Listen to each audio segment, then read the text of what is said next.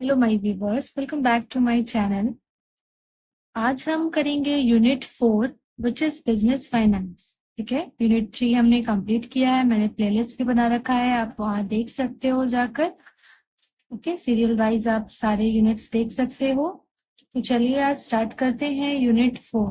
ठीक है, business finance, meaning and scope of business finance. पहले हम मीनिंग देखेंगे, उसके स्कोप देखेंगे, ठीक है, फिर हम आगे पढ़ेंगे।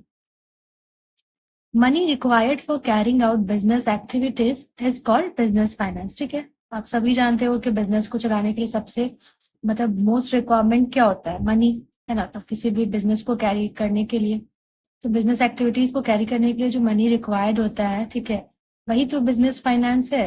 ठीक है, बिजनेस में जो फाइनेंस का जरूरत होता है बिजनेस को चलाने के लिए।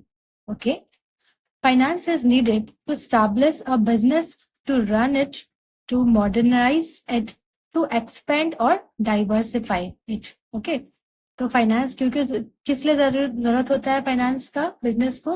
तो स्टैब्लिश करने के लिए ना, बिजनेस स्टैब्लिश करने के लिए, बिजनेस को रन करने के लिए, मॉडर्नाइज करने के लिए, एक्सपेंड करने के लिए और डाइवर्सिफाई करने के लिए। ठीक है, ये इन सारी चीजों के लिए हमें बिजनेस में फाइनेंस का जरूरत होता है।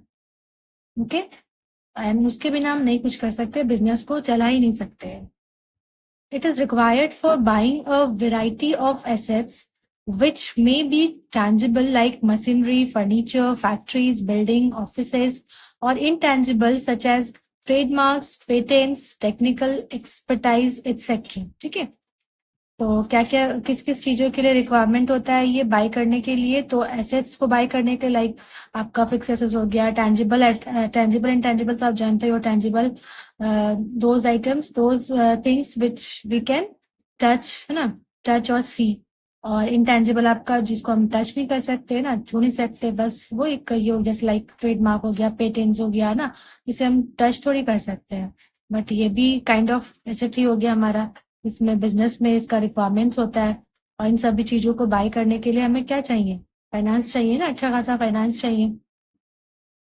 चलिए, ये तो मीनिंग हमने देखा। अब हम स्कोप देखेंगे, स्कोप ऑफ बिजनेस फाइनेंस। ठीक है, क्या क्या स्कोप होते हैं? तो फर्स्ट है analysis and research of financial statement. ठीक है, analysis of financial statements is an another scope of business, however it analyzes the situations which can be financial problems that arises in the advertising of the business firm. Okay, next है financial planning and controlling. Any business or company must manage and make their analysis that is good financially. Okay, and the financial manager should have knowledge about the present financial situation of the firm to make these financial planning and management accordingly. Okay, तो ये भी समझ रहे हो आप, ये heading से ही समझ में आ रहा है कि फाइनेंशियल प्लानिंग एंड कंट्रोलिंग, उसके लिए भी हमारा जरूरत होता है ना फाइनेंस का। एंड फिर नेक्स्ट पॉइंट है capital structure management. Making financial decision related to long term assets is known as long term investment. ठीक है, लॉन्ग टर्म इन्वेस्टमेंट डिसीजन और कैपिटल बजटिंग। ठीक है, इसे कोई भी कैपिटल स्ट्रक्चर का मैनेजमेंट के लिए जब हम कोई भी फाइनेंशियल डिसीजन लेते हैं, कोई भी लॉन्ग टर्म एसेट्स को परचेज करने के लिए या फिर तो डिसीजन जो लेते हैं उसे ही लॉन्ग टर्म इन्वेस्टमेंट डिसीजन या कैपिटल बजटिंग कहते हैं। ठीक है, फिर है रेजिंग कैपिटल। ठीक है, फोर्थ हमारा स्कोप क्या हो गया? रेजिंग कैपिटल, का कैपिटल को रेज करने के लिए, कैपिटल को रेज करना, ये भी इसका इंपॉर्टेंट स्कोप हो गया। Making capital opportunities is probably one of the most important and critical scope of business finance. ठीक है, and the business finance has to raise money from the company with the assistance of sources like stocks, debentures, etc. Okay, next है investing capital. These are two main kind of corporate finance, working capital and fixed capital. ठीक है, ये दो main corporate finance होते हैं business में, working capital and fixed capital. As the name suggest, working capital is generally use to purchase raw material and manage day to day fixed expenses like salaries, overheads, etcetera.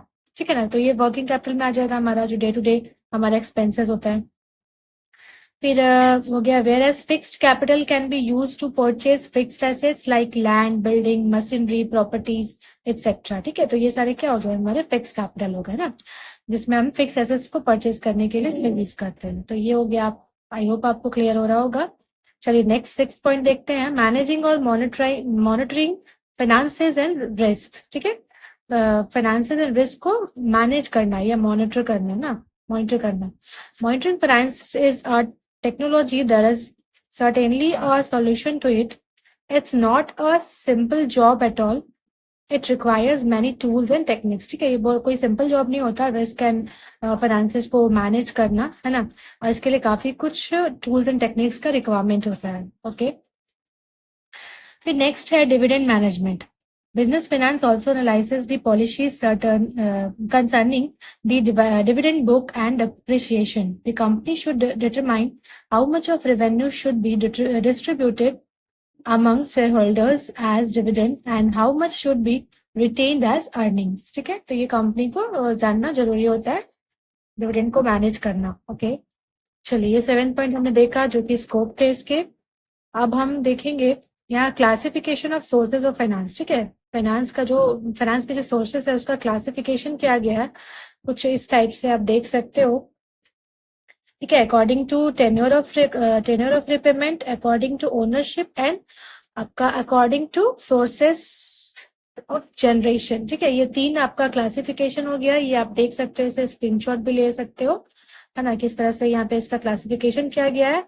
First वाला का हो गया आपका long term, medium and short term. Second में according to ownership में आपका आ जाएगा owned capital and borrowed capital. And third वाले में आपका आ जाएगा सोर्सेस ऑफ फाइनेंस में international sources and external sources. ठीक है, तो ये सारे पॉइंट्स आप देख सकते हो, आप चाहे तो इसका स्क्रीनशॉट ले लो.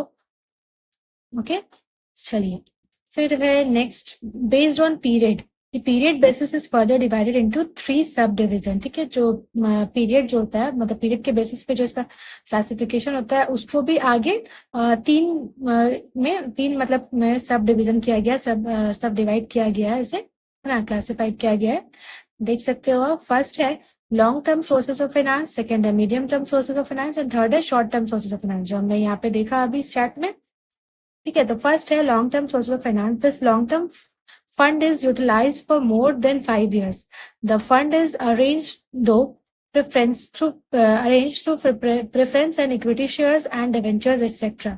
and is accumulated from the capital market. ठीक है, आप समझ पा रहे होगे इसका मीनिंग कि ये लॉन्ग टर्म जो फंड है वो यूटिलाइज होता है मोर देन 5 years के लिए. और इसका अरेंजमेंट कैसे होता है, तो through preference and equity shares and debentures के द्वारा. ठीक है, नेक्स्ट है medium term sources of finance. These are short term funds that last more than 1 year but less than 5 years. ठीक है, 5 साल से कम एंड 1 साल से ज्यादा के लिए इसका इस फाइनेंस को मतलब ये किया जाता है फंड को. And the sources includes borrowing from a public deposit, commercial banks, commercial paper, loans from a financial institutions and lease financing etcetera. ठीक है, ये सबसे ये फाइनेंस अरेंज किया जाता है ना, पब्लिक डिपॉजिट से, कमर्शियल बैंक से, ना, borrowing from public deposits and loans, ना, ये सबसे ये फाइनेंस अरेंज किया जाता है. ठीक है, फिर नेक्स्ट है short term source of finance. These are funds just required for a year. ठीक है, ये सिर्फ 1 साल के लिए रिक्वायरमेंट होता है इसका. And working capital loans from commercial bank and trade credit etcetera are a few examples of these sources. ठीक है, तो इस सोर्सेज का एग्जाम्पल्स क्या हो गया आपका,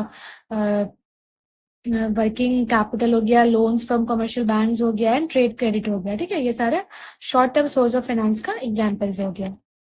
ठीक है, नेक्स्ट है long term sources of finance और फंड्स में क्या क्या आएगा, शेयर कैपिटल और इक्विटी शेयर्स, प्रेफरेंस कैपिटल और प्रेफरेंस शेयर्स, रिटेन्ड अर्निंग्स और इंटरनल अक्रूवल्स और डिबेंचर और बॉन्ड्स. मीडियम टर्म में आएगा आपका प्रेफरेंस कैपिटल और preference shares, debentures and bonds, lease finance, hire purchase finance. ठीक है, short term sources of finance में आ जाएगा आपका trade credit, factoring services, bill discounting etcetera, advances receive from customers. ठीक है, तो ये सारा आ गया आपका, देख सकते हो पॉइंट्स. फिर है पब्लिक डिपॉजिट्स आर. अब देखिए public deposits medium term source of finance होता है, raise for a fix period of time. ठीक है, फिक्स पीरियड ऑफ टाइम पे रेज किया जाता है इसे. मैक्सिमम पीरियड इज 3 years होता है इसमें एंड रेगुलेटेड बाय आरबीआई. ठीक है, आरबीआई के द्वारा रेगुलेट किया जाता है ये. फिर लीज फाइनेंसिंग क्या है, देखिए lease financing is one of the important sources of medium and long-term financing, where the owner of an asset gives another person the right to use that asset against periodical payments. The owner of the assets is known as lessor and the user is called lessee. ठीक है, owner को क्या कहते हैं, laser, and आपका user को लीजी कहेंगे ना, लीजी या लेजी पढ़िए से। ठीक है, तो ये हो गया लीज फाइनेंसिंग। अब टाइप्स ऑफ लीज एग्रीमेंट क्या क्या टाइप्स है इसके, तो देखिए फाइनेंस लीज, ऑपरेटिंग लीज, है ना। तो फाइनेंस लीज देखते हैं पहले। In this the lessor transfer substantially all the risk and rewards of ownership of assets to the lease for lease rentals। ठीक है, इसमें जो है सारा रिस्क जो है वो ओनर वो आपका लीज को दे देता है ना, इसमें owner. Lessee is responsible for the maintenance of assets, और लीजी इसमें एसेट्स का मेंटेनेंस के लिए रिस्पॉन्सिबल होता है। No asset based risk and rewards is taken by leaser. ठीक है, लीजर के द्वारा कोई रिस्क और रिवॉर्ड्स नहीं लिया जाता है। Such type of leaser is not cancellable, the leaser's investment is accrued, it's also called capital lease, इसको कैपिटल लीज भी कहते हैं। फिर नेक्स्ट है, दूसरा पॉइंट है आपका operating lease. Here risk and rewards incidental to the ownership of assets are not transferred by the lessor to the lessee. The lease term is much lower than the economic life of assets. The lessee has the right to terminate to lease by giving as short-term notice to no penalties corporate for that charge for that। ठीक है, लीजी को यहाँ पे right होता है कि वो कभी भी टर्मिनेट कर सकता है आपका, ठीक है, टर्मिनेट कर सकता है लीजी को, और शॉर्ट टर्म नोटिस देकर ना, एंड कोई पेनाल्टी भी नहीं चार्ज होगा उस पर। Risk and rewards incidental to the ownership of assets are borne by the leaser। फिर है sale and lease back. It is a new kind of agreement. Sale and leaseback is the simple financial transaction which allows a person to lease an asset to himself after selling it. Okay, and a company usually enters a leaseback transaction for for accounting and taxation purposes। ठीक है, फिर हम next देखेंगे time value of money, but हम ये next video में देखेंगे। तो अभी के लिए ये वीडियो यहीं एंड करते हैं, वीडियो काफी लंबा हो जाएगा। मिलती हूँ आपसे नेक्स्ट वीडियो में। अगर चैनल पे नए हो तो चैनल को जरूर सब्सक्राइब कर लीजिएगा। ठीक है, नेक्स्ट वीडियो में हम इसका नेक्स्ट टॉपिक करेंगे। Till then take care, bye bye and thanks for watching.